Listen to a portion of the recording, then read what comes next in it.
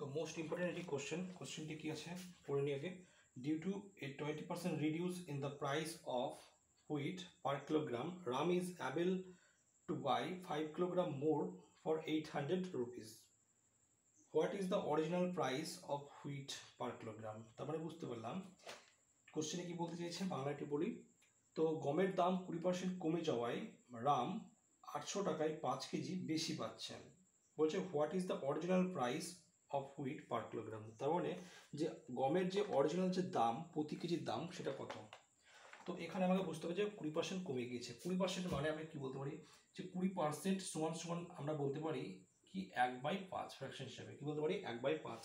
তারপরে বুঝতে পারলাম যদি 5 টাকা দাম হয় 20% কমে যাওয়া মানে 1 টাকা কমে গিয়েছে। তারপরে বুঝতে পারলাম যে দামটা কি হয়েছে, দাম আগে ছিল 5 টাকা এখন কমে গিয়েছে 1 টাকা। 20% কমে গেছে মানে কি 1 টাকা কমে গেছে, অর্থাৎ দাম হয়ে গেছে 4 টাকা আমি বলতে পারি ফ্র্যাকশন হিসেবে বা অনুপাতের আকারে বলতে পারি।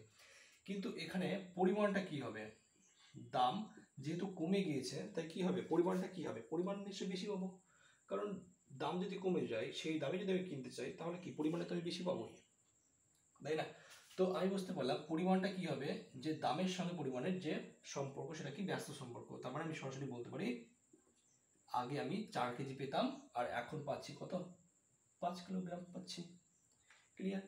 তার মানে বুঝতে পারলাম যে অনুপাতের আকারে বা ফ্র্যাকশন আকারে আমরা যেটা পাচ্ছি সেটা কি 4 কেজি আগে পেতাম এখন পাচ্ছি 5 কেজি, এটা পাচ্ছি অনুপাতের আকারে। ক্লিয়ার? তো কিন্তু কোশ্চেনে কি বলেছে যে 800 টাকায় 5 কিলোগ্রাম বেশি পাচ্ছে, তার মানে বুঝতে পারছি 4 আমি আমার হিসেবে 1 ইউনিট বেশি পাচ্ছি। তার মানে বলতে পারি সরাসরি যে 1 ইউনিট সমান সমানই 5 কেজি, 5 কিলোগ্রাম বলতে পারি। যদি 1 ইউনিট যদি 5 কিলোগ্রাম হয় তাহলে 4 ইউনিট কত হবে, 4 5 20 কেজি। 5 ইউনিটের মান কত হবে, 5 5 25 কেজি। তার মানে অ্যাকচুয়াল যে কোয়ান্টিটি সেটা কি, যে পরিমাণটা আগে আমি পেতাম 20 কেজি এখন পাচ্ছি আমি 25 কেজি। কেন পাচ্ছি, কারণ 20% দাম কমে গিয়েছে তাই আমি পাচ্ছি। দেখো 20 আর 25-এর কিন্তু ডিফারেন্স কত কেজি, 5 কেজি, অর্থাৎ রাম 5 কেজি বেশি পাচ্ছে। কেন, কারণ দাম কমে গিয়েছে।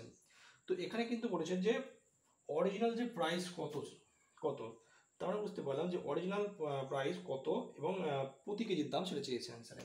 তো বুঝতে পারছি যে আমি যখন 20 কেজি কিনতে যাচ্ছি এবং কত টাকা নিয়ে গিয়েছি, আগে নিয়ে যেতাম কত 800 টাকা, এখনও কিন্তু 800 টাকায় নিয়ে যাচ্ছে, কিন্তু আগে নিতাম কত কেজি 20 কেজি। তার মানে আমি সরাসরি বলতে পারি যে 800-কে অর্থাৎ এই টোটাল টাকাটাকে যদি আমি কোয়ান্টিটি দ্বারা অর্থাৎ 20 দ্বারা যদি ভাগ করে দিই আমি প্রতি কেজির দাম পেয়ে, অর্থাৎ আমি বলতে পারি যে 20 কেজির দাম 800 টাকা, তাহলে 1 কেজির দাম ক টাকা। কি বলেছে 20 কেজির দাম 800 টাকা, তাহলে 1 কেজির দাম ক টাকা। আমি এটা যদি ক্যালকুলেশন করি তাহলে আমি অ্যান্সার পেয়ে যাব, অর্থাৎ আমি যদি কেটে দিই অর্থাৎ অ্যান্সার হবে কত 40 টাকা। ক্লিয়ার? তার মানে বুঝতে পারলাম যে আগে যে দামটা ছিল কি 40 টাকা পার কেজি, কিন্তু কোশ্চেনে কিন্তু এটা চেয়েছে যে 40 টাকা কেজি আগের দামটা কত, কিন্তু কোশ্চেনে তো এটা চাইতে পারতো যে এখন দাম কত। তার মানে তখন আমরা কি করতাম যে এখন তো পাচ্ছি 25 কেজি, অর্থাৎ আমি বলতে পারি যে এই 800-কে কি করব আমরা ভাগ করে দেবো 25 দ্বারা। ক্লিয়ার?